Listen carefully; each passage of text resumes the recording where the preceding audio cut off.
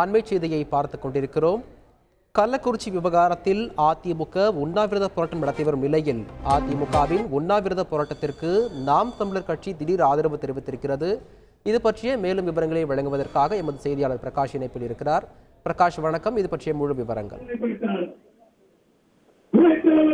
கள்ளக்குறிச்சி கள்ளசாராய மரண விவகாரத்தை சிபிஐ விசாரிக்க வேண்டும்.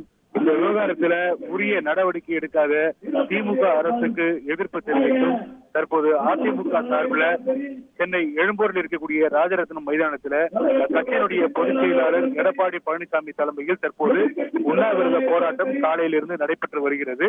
அதிமுக சட்டமன்ற உறுப்பினர்கள், அதிமுக மாவட்ட செயலாளர்கள், தலைமை கழக நிர்வாகிகள், தொண்டர்கள் என அனைவருமே இந்த உண்ணாவிரத போராட்டத்துல பங்கேற்று இருக்கிறாங்க. கூட்டணி கட்சி என்ற அடிப்படையில காலையில தேமுதிக பொதுச் செயலாளர் திருமதி பிரேமலதா விஜயகாந்த் அதிமுகவுடைய உண்ணாவிரத போராட்டத்துக்கு ஆதரவு தெரிவித்ததோடு சிறு நேரம் இங்கிருந்து உரையாற்றி விட்டு சென்றார்.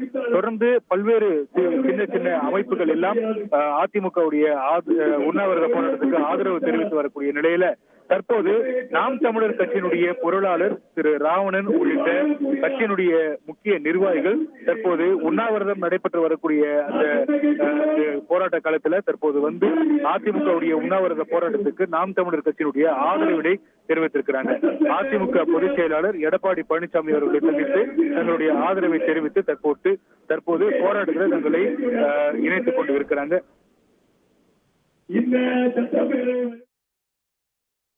விவரங்களை வழங்கியதற்கு நன்றி பிரகாஷ். செய்திகளை உடனுக்குடன் தெரிந்து கொள்ள உடனே சப்ஸ்கிரைப் பண்ணுங்க.